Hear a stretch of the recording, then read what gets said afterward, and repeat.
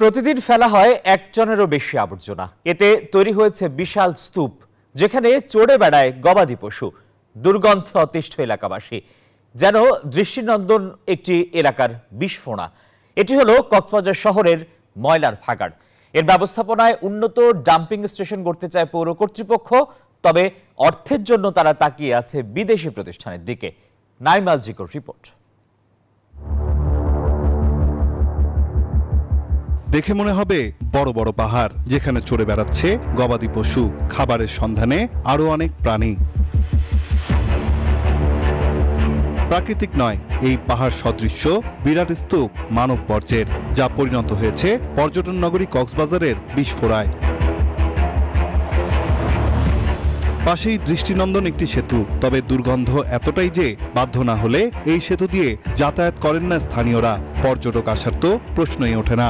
1000 থেকে 1200 কেজি ময়লা এখানে আসে এবং তার মধ্যে বেশিরভাগ হচ্ছে প্লাস্টিক। যে গন্ধ হচ্ছে, মানে হাঁটতে পারছে না। একটা ব্রিজ হচ্ছে, ব্রিজের কিনারে মানুষ কতজন মানে এখানে আসা যাওয়া করে, বেড়াইতে আসে, ওরা তো গন্ধ সইতে পারে না।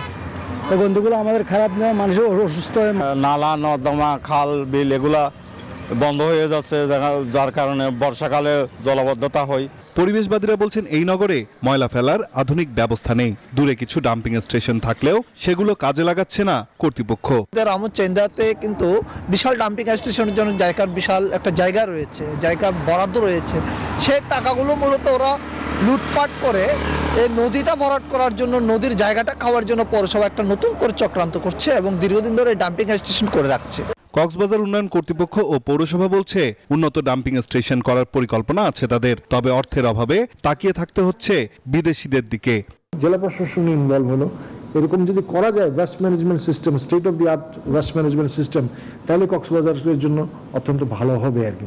কিন্তু যেহেতু পৌরসভা আমাদেরকে বলছিল জায়গাকে নিয়ে তারা ফান্ড করবে, এই জন্য কিন্তু আমরা এটা বেশি আগাইনি। তারপরেও কিন্তু আমি প্যারালালি যাচ্ছি যে ঠিক আছে, আমরা দেখি ওরা কি করতেছে, বাট ভবিষ্যতের জন্য প্ল্যানটা রেখে যাচ্ছি। নতুন করে আমরা আবার 8.5 একর জায়গা অধিগ্রহণের প্রস্তাব দিয়েছি। এটা হইলে আমরা যদি আমাদের 10-12 একর হয়, আমরা বড় ধরনের ওই যে প্রসেস, এই ডাম্পিং ওখানে যাবে। সেই জায়গার সাথে আমাদের একটা চুক্তি আছে যে ভবিষ্যতে রামু এবং যে মহেশখালীর ময়লাগুলো সাগরে জাহাজে করে এনে ওই জায়গায় প্রসেস করা।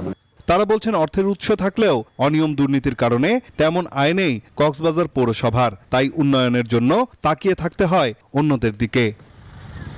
নৈসর্গিক সৌন্দর্যের লীলাভূমি কক্সবাজারের বিস্ফোরা হয়ে দাঁড়িয়েছে ময়লার এই পাহাড়গুলো।